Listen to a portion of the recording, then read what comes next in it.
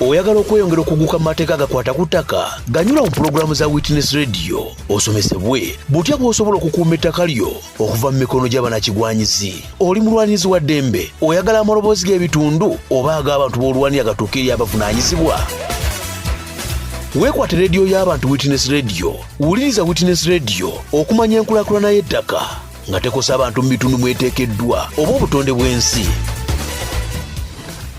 Witness Radio. Witness Radio. Witness Radio. Witness Radio.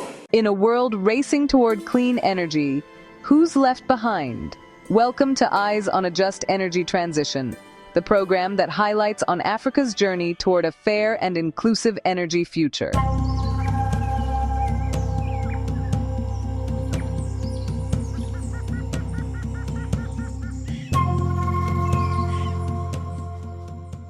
Hello, our dear listener. Welcome to Witness Radio, your trusted voice.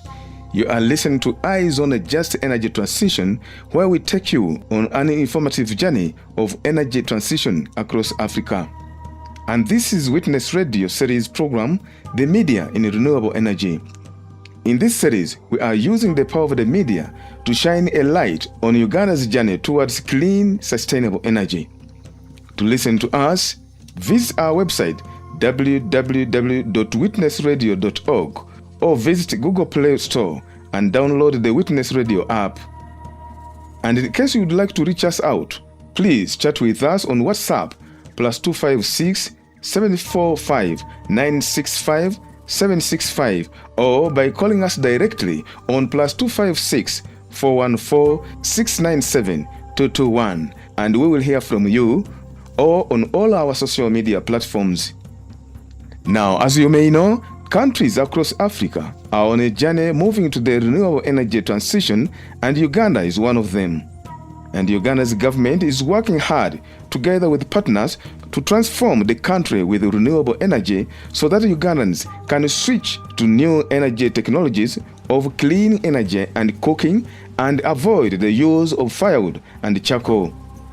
And in our program, we bring you different renewable energy experts, partners, beneficiaries, and individuals to enlighten us or share with us their experiences about the transition journey of the renewable or clean energy and the journey itself. But today we bring you an expert from the private sector, Kusima Alfred, the Chief Executive Director, Suncool Uganda. He is going to share with us his experience about renewable energy and as an expert from the private sector. Yes, Kusima, you are welcome. And you may say hi to our listener. I'm called Kusima Alfred, and I'm an energy economist. But for matters of this submission, I am also a leader in the renewable energy sector. Yes, now before we proceed, let us first go for a commercial break, and when we return, we will listen to this wonderful energy conversation. The world is moving toward renewable energy, but will it be just for everyone? Tune in to Eyes on a Just Energy Transition every Monday, Wednesday, and Friday at 10 a.m. East African Standard Time, where we explore how Africa can embrace clean energy without leaving communities behind. Because justice must fuel the transition. The energy future is here, but who benefits? Do development projects or land evictions affect your community? Share these experiences with us on Witness Radio. You're listening to Eyes on a Just Energy Transition. Welcome back from that break. It's a running renewable energy aimed at achieving clean energy for all. Yes, please. The transition journey focuses on expanding access, diversifying energy sources, and promoting sustainability through solar, hydro, biomass, and clean cooking technologies. Yes. Okay. The overall goal in this transition journey is not only to achieve clean energy, but to majorly conserve the environment and address climate change issues in the country. Absolutely. Yes. We are therefore looking at the potential role of renewable energy in the mitigation of climate change.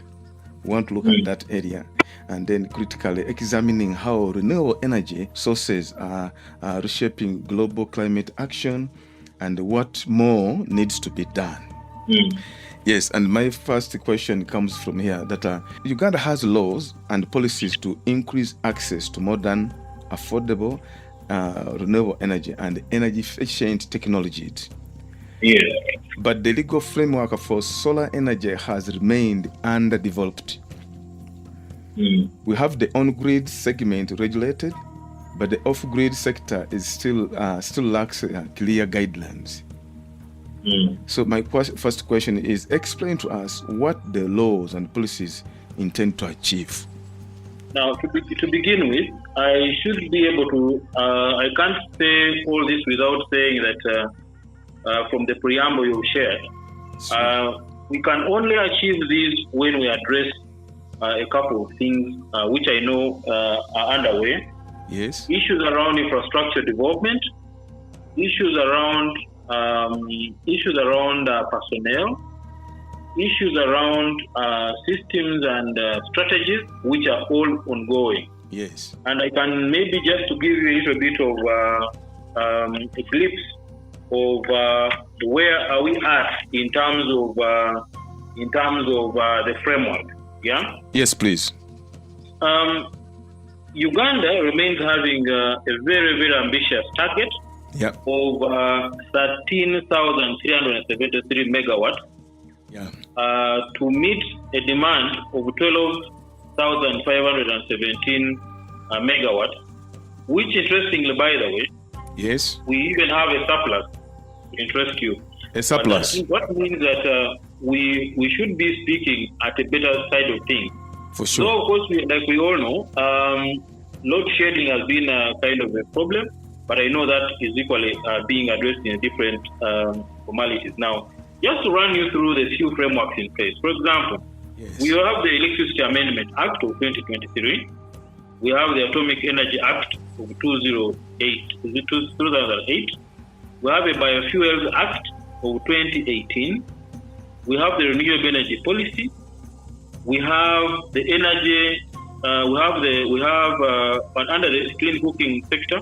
Yes. Particularly targeting energy for cooking. We have the national. We just launched by the Renewable Energy Conference recently.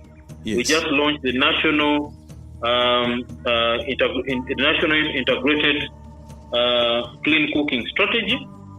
We also launched the stakeholder atlas, meaning you can find the stakeholders quickly. We launched also the electric or e-cooking strategy, and then we also launched the Uganda Biogas and Electricity Cooking Project, as well as the knowledge portal and the clean cooking unit. By the way, Uganda set up government of Uganda through Ministry of Energy, Mineral Development, and the National Renewable Energy Platform have set up a separate standalone unit for clean cooking. That means that we are going to see things take a better shape and probably even run faster.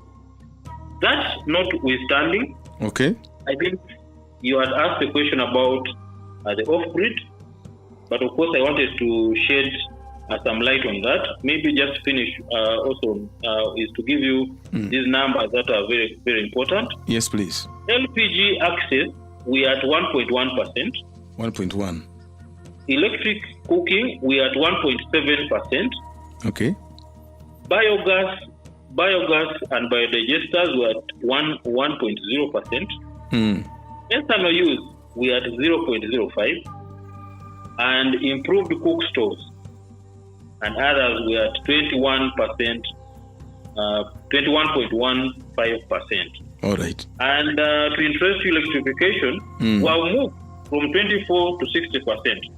Yes. And 25% of the households in Uganda are using clean energy technologies. Now, that preamble should be able to give us a good measure and trend that we are on course. Okay. The other day I was watching news and sorry to use this as an example, but Zimbabwe's president was using a torch, a light from a torch while he was reading the State of Nations address.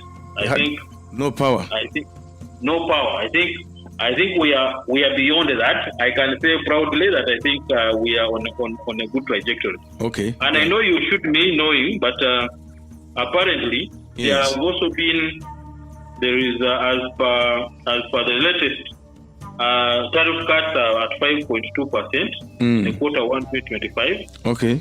And with the launch, I think you're aware, the minister the other day launched the Nyagak 3 project. Yes. Which is yet a potential that sheds better light in terms of where the agenda of clean energy and renewable energy for Uganda is at stand. Okay. So I thought I should share with that. That's but good. Also now dive into the real core question. I think you had asked about what does this mean to us, or maybe where does it take us? Is that it? What the laws and the policies intend to achieve? Yes. Now, these policies, first of all, it's to ensure that we are giving Uganda affordable, accessible, and yet efficient energy for both productive use and also home consumption. Yes. And of course, I don't know if you are aware, but the bigger part of what we are dealing with in the countryside is actually around power generation. So that, to break down that, we are looking at triggering industrial park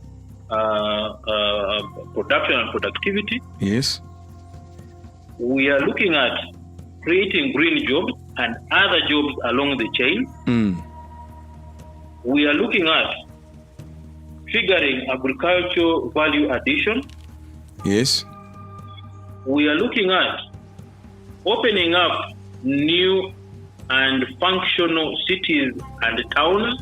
I think you are aware about that. Yeah, they're opening up. Yes. Those that have acquired municipality capacities, city status, and all that. Yes, I'm aware. We are looking at boosting innovation.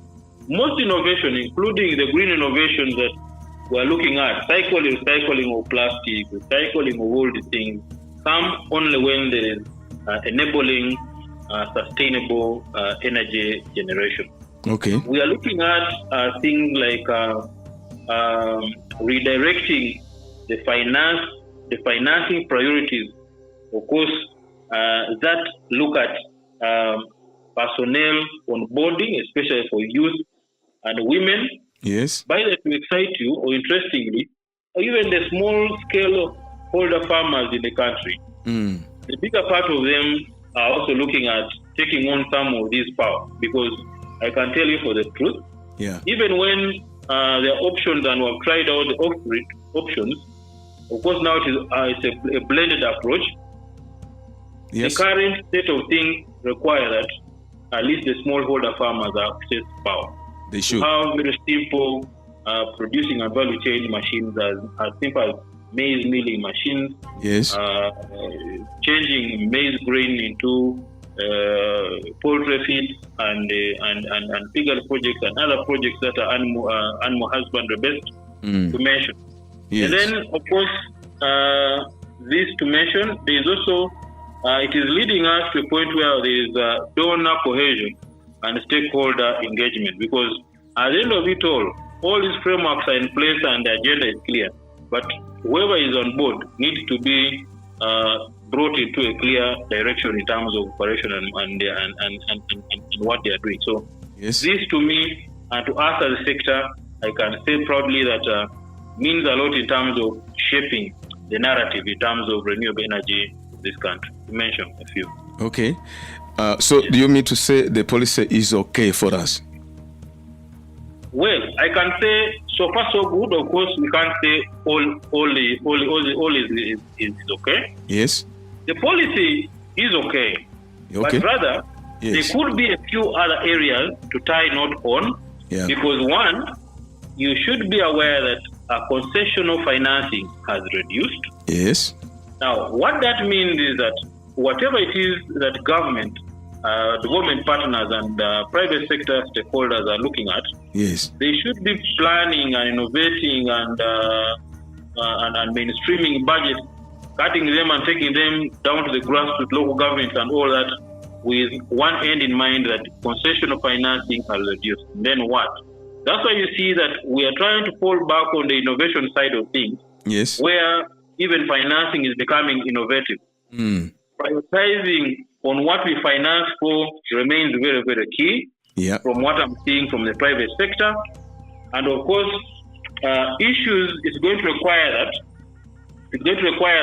We fast track all the projects and what their deliverables are and how best they can be continued. That's why you see actually most of them, including the current project, the Energy Access Acceleration project by Uganda Energy Credit Capitalization Company, which is a government agency, is implementing an RBF project. RBF meaning it is the result-based financing. Speaking to what I'm saying, that because of concessional funding reduction, that even funding and support is equally being a little bit redirected to be result-based. I think for us as a sector, that means something big. And then I think we are looking at putting effort on some of these turnaround innovations and proved concepts that have worked. Which also changes the narrative in the sector, because while the policies are okay, we're saying okay, fine. There are these proof of concepts that have worked. Why can't we place effort there? And I think that is being had. And no wonder. I think you may not be aware that Ministry of Finance has constituted a unit to purely look at issues of green financing, or probably clean energy inclusive. And of course, here they're going to focus, and they're placing a lot of effort around aspects of ESG frameworks, the environmental and social governance frameworks, to financing institutions, to tier 4 institutions, to ensure that even when we're talking about access to finance, even when we're talking about affordable financing for the sector players, especially in the private sector, the financiers and the bankers must be understanding and in the know of how to design packages, financing products that meet the demand of the market, especially where the private sector is playing a bigger role. So from where I am, I think these paint a better trajectory in terms of how we want to look at things. So it's trying to soften some the journey. Oh yes. Right then. Now before we proceed, let's first go for another short break, and when we return, we shall listen to our expert. Witness Radio. Witness Radio. Witness Radio. Witness Radio.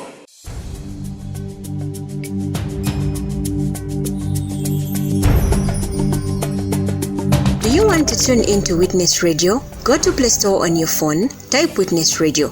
You will see the application, download it, and start listening to Witness Radio. You can also visit our website on www.witnessradio.org. Click live on your PC's right hand, then click the button in the middle. Then listen to Witness Radio and learn all issues about land and environmental protection. You're listening to Eyes on a Just Energy Transition. Welcome back from that break. Kusima Alfred, at what level are we in achieving this target? Well, I can say progressively. I can't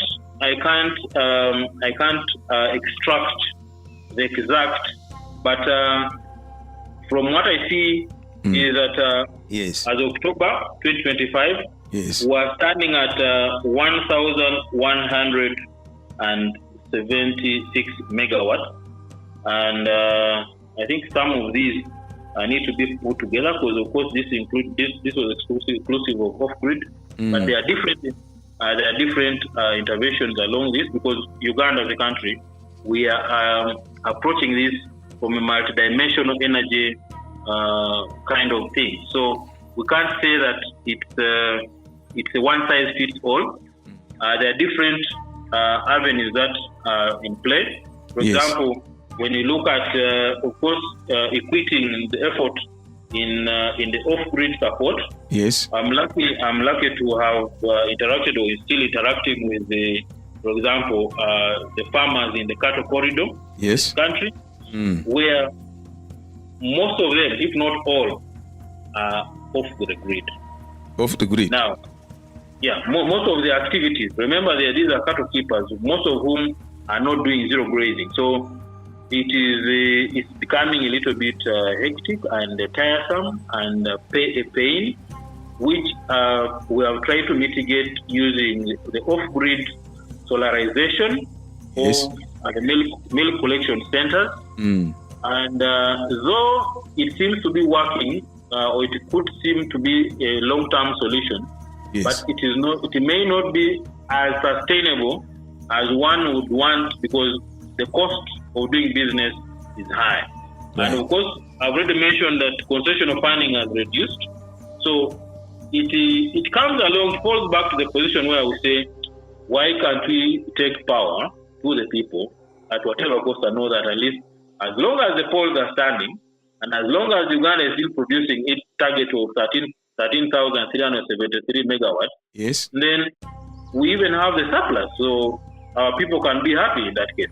We're looking at this in a dimension where we are not just looking at poles passing through people's compounds and centers.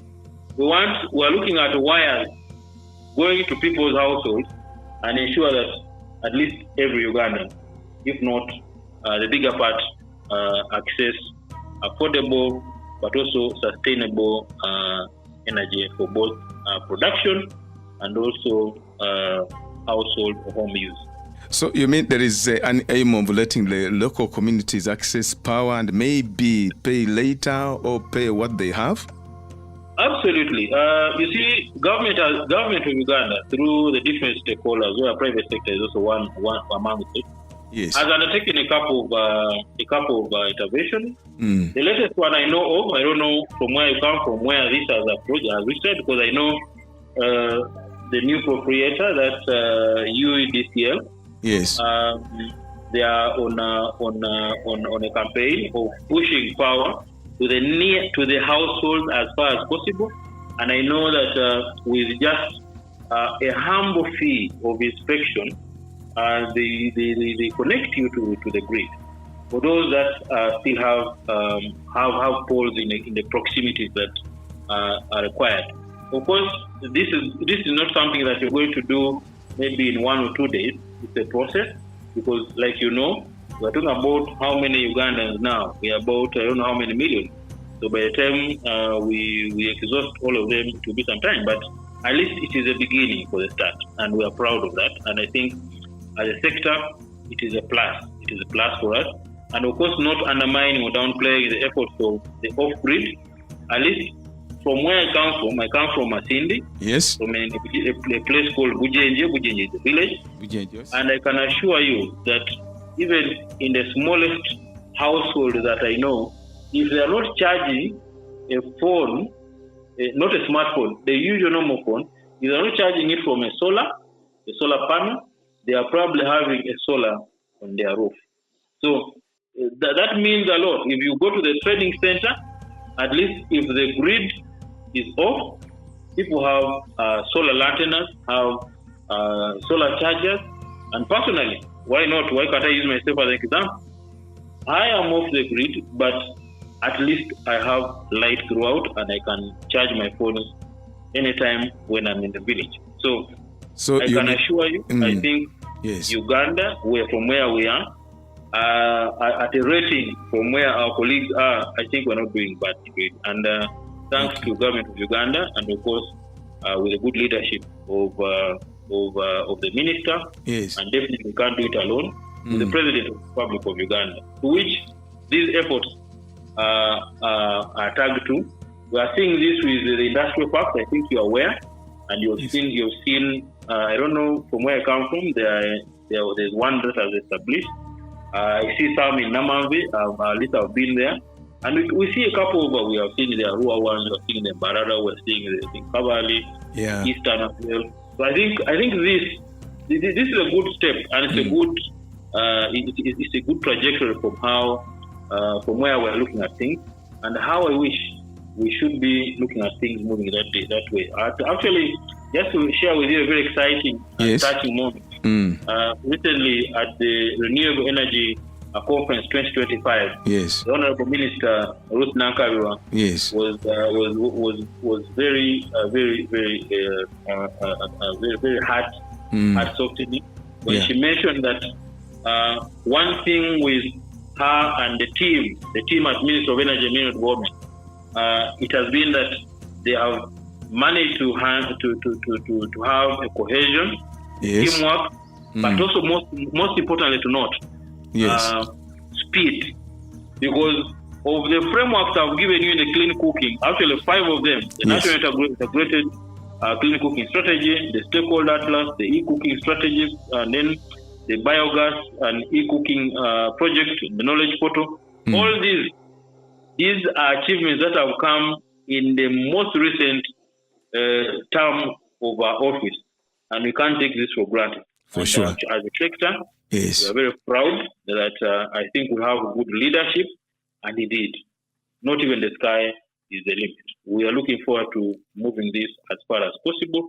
I think, I'm not so sure if you have seen a number of SMEs under the clean cooking sector execute a couple of exhibitions around Kampala and towns outside Kampala, and as far as Gulu, Mbarara, and elsewhere in Soroti, Nakapiripita, and others.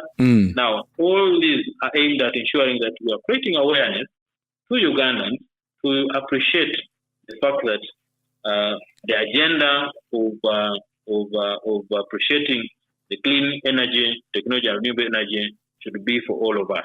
And not leaving anyone behind. Yeah, sure. Okay. Okay, all right.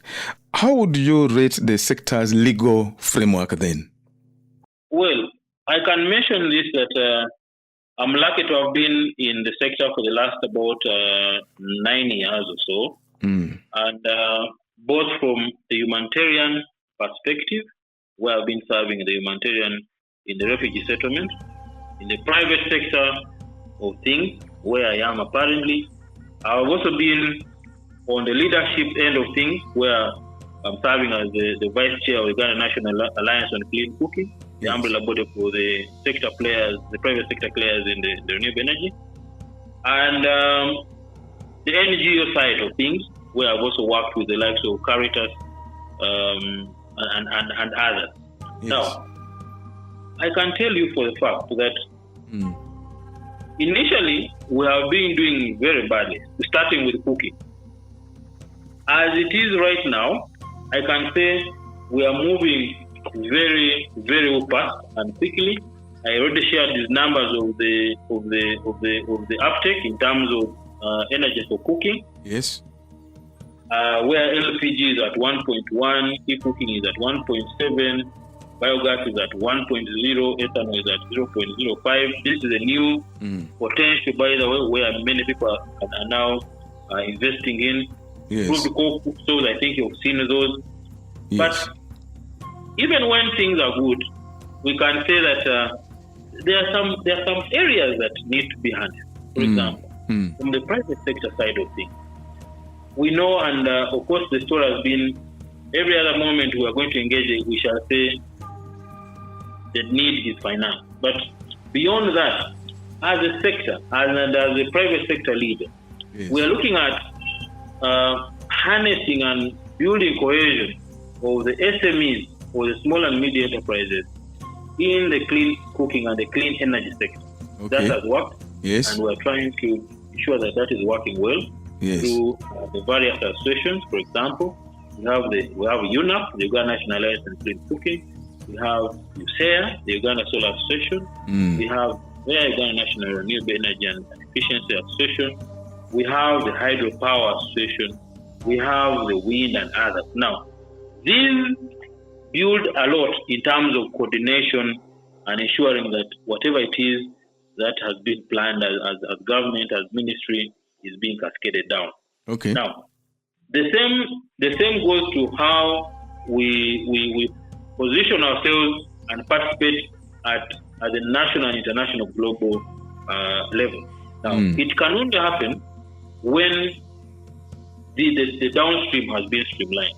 Yes. So, in a nutshell, I can say, the trajectory apparently is still great and positive, but we are coming from far where access, or actually where over 97% was even still using biomass. Yes. So, to me, really, I think that's a leap jump. Okay.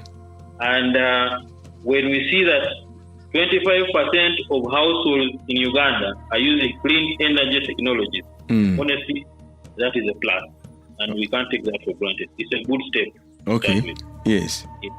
All right then. Just to add that as a sector, we have purpose to track all this. That's why you see there's an atlas that has come up as one of the frameworks, and then profiling of these sector players, ensuring that we pursue a common goal, which is a good thing, and of course, on the other side of things, private sector do coordinate through their associations and do self-regulations on issues of safety, issues of quality. We have worked very well with the UNBS in terms of certification and standardization.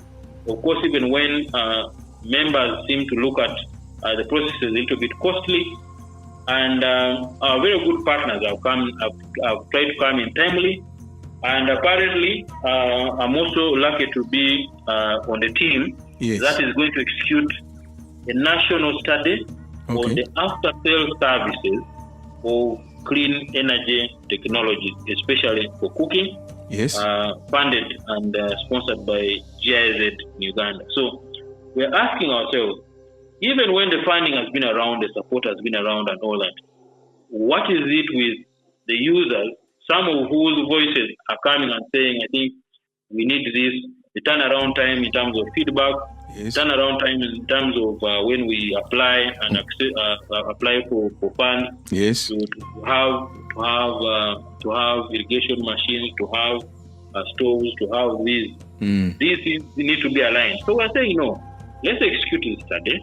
The study should be very informative to the point that in the event that the outcomes and the recommendations are very strategic and informing the better side of the policy, regulatory and the standard side of things.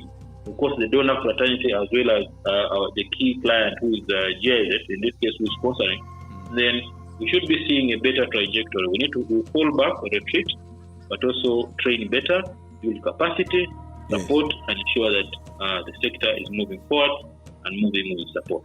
Okay. So that should make that, Wow, okay.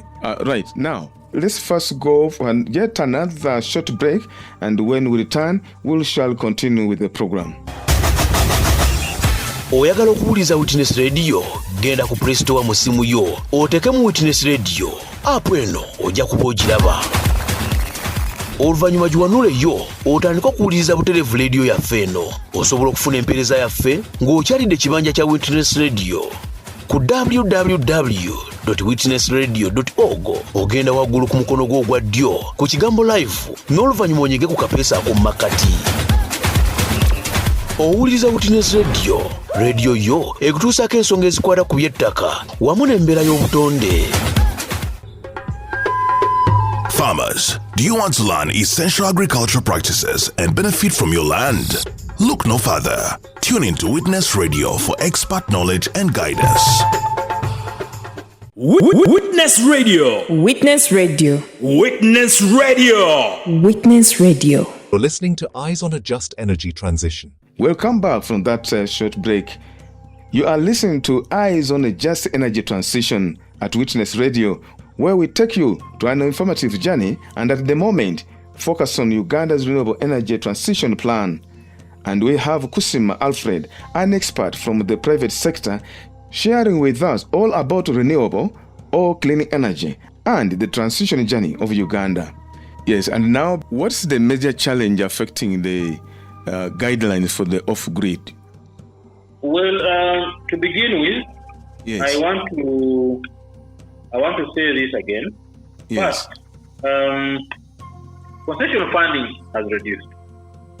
and that speaks a lot in terms of access of this technology. Because I can tell you, yes, they are costly. For example, I can tell you, imagine you're going to set up a solarized milk collection center, which is chilling about 5,000 plus liters of milk on solar, which is running operations fuel on solar, which is pumping water to neighboring communities or nearby communities, and which is also providing on that package. You also try and look at supporting solar household-based or small enterprise fridges, refrigerators. It is a costly venture. So it is. The event that concessional funding has reduced, I think, to us, it is a pain. It is a pain.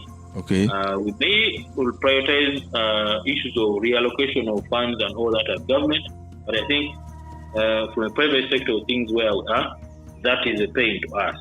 And I think if that was reactivated, reignited, I think that would be a good place. And of course, the other part is that the issues of mindset change. Yeah, mindset change in a way that I think some of these stories are not new.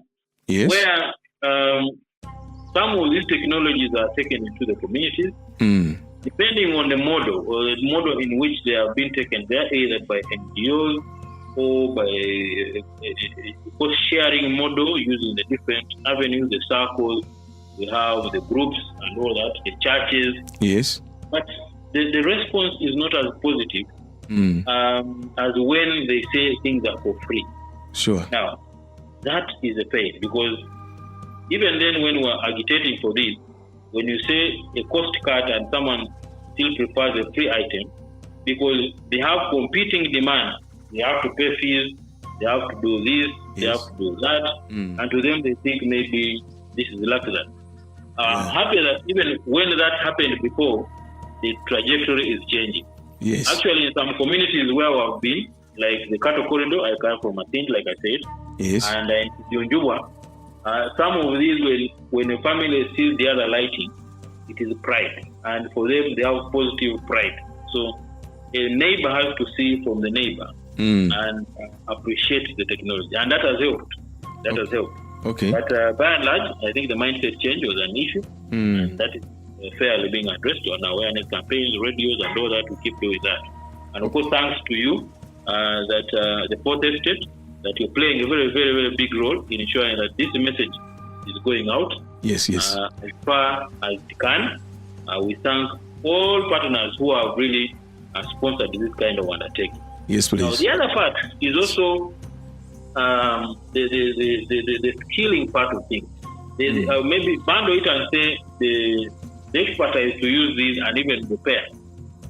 Yes. That has been a problem, because sometimes we install technology and you realize that the process of troubleshooting, in case of any simple, minor response, is taking long. So what happens is that the clients normally just abandon some of these technologies and go back to their initial method of what they have been using. And I think to us, that's not a good sign. So there are all these avenues that we're trying to push through the different private sector associations, like I've told you, for the cooking.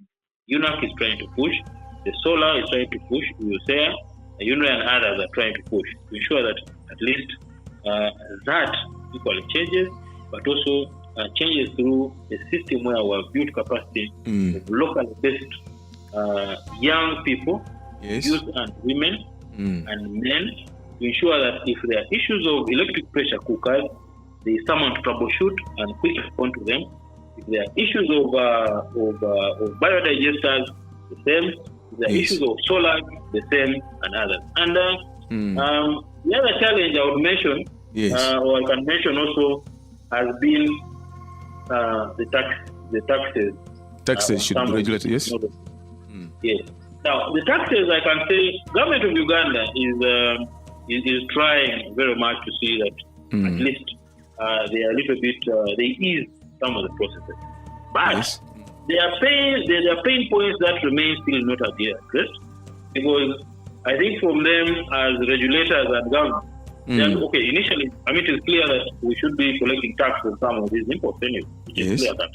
But while that is happening, it's like how to say, I want a component which is meant to be for solar, and also fast tracking green financing projects, and of course inclusive of the entire clean energy sector.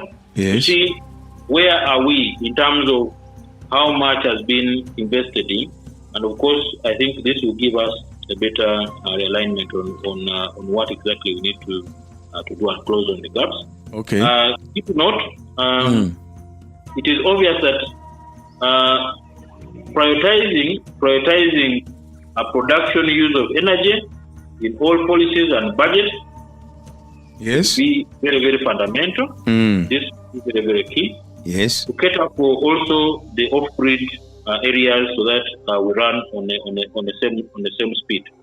Wow. Okay. Thank you very much, Kusima Alfred, the Chief Executive Officer, Suncool Uganda.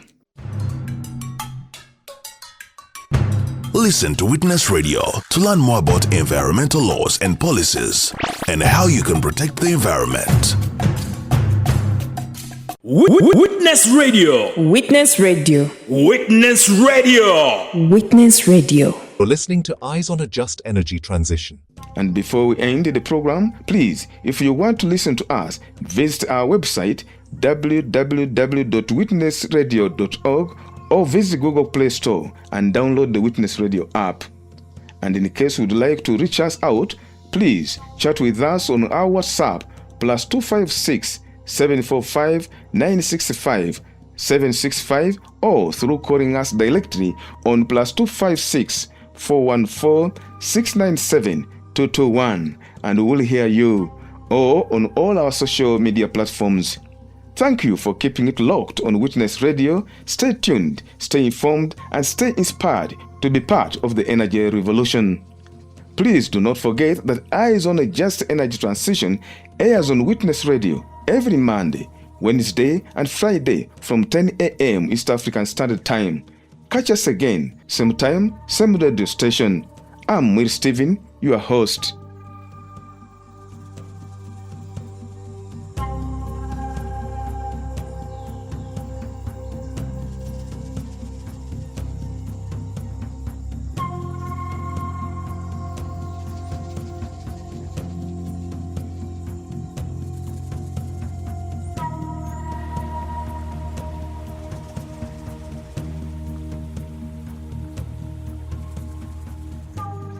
That was Eyes on a Just Energy Transition, amplifying community voices and keeping justice at the center of Africa's clean energy shift. Join us again next time and keep your eyes open for change.